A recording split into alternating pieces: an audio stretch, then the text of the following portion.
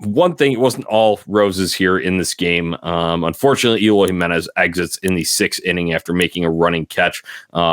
He did exit the field on his own power, but obviously you could see came up a little gingerly, looked like he was favoring that right leg. That's the same leg he injured earlier in the season that put him out for so long.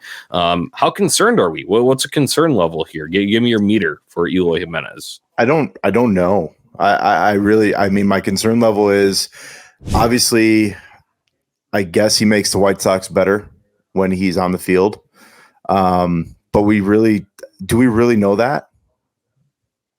Do we really know that? Because like outside of 2019, do we really know, or 2022, I guess, but yeah, but you get what I'm saying though? Like, do we really know that he's that he helps them that much? Because what has he really brought the last year and a half besides a smile? Yeah, he's hit a few home runs and he's had maybe 1 or 2 nice games, and that's all well and good, but he can't stay on the field. He can't play the field, and hitting wise, he's not like this dominant force that, God, we have to have him in the lineup or we're not going to score any runs.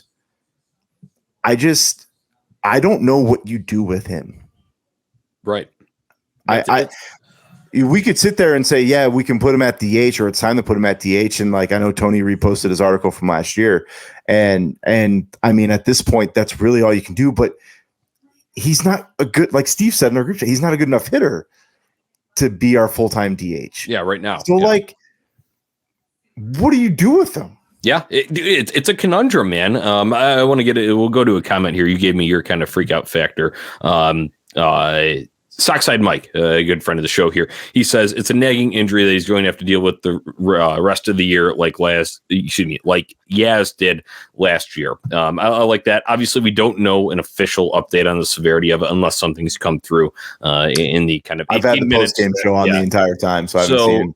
It was tightness in his right leg. And obviously that just sends up, kind of the alarm bells for me, because that was kind of the same thing. I don't know if they said it was tightness or general soreness, I guess they called it. When he was on his rehab assignment the first time, and then they shut him down, and then they had to wait the 5 days per the minor league rules. And then they were finally able to get him back, and he started again with just DH, and then they eventually got him in the field, and then he returned, was that July 6th. So it's like, shit, we've only seen him for a week. Yeah, it was a week. Yeah, a week ago today was when he first returned.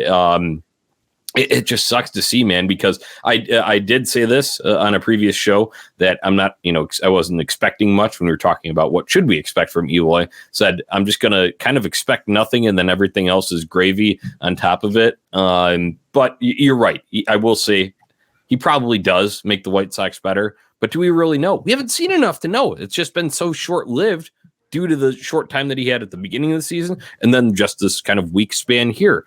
It's tough to say, man. And it's, what do you do with them? It's tough. And here's the other thing too, is if the White Sox do what the White Sox do here, Eloy probably won't touch the field this entire weekend, but they won't put him on the 10-day IL. Yaz will be back to start after the All-Star break. So then you send Eloy down if he's not healthy enough. And of course, one man comes back and another one goes away, because that's the White Sox way in 2022. Yep. So that'd be something to follow here, is because we don't know how serious this is.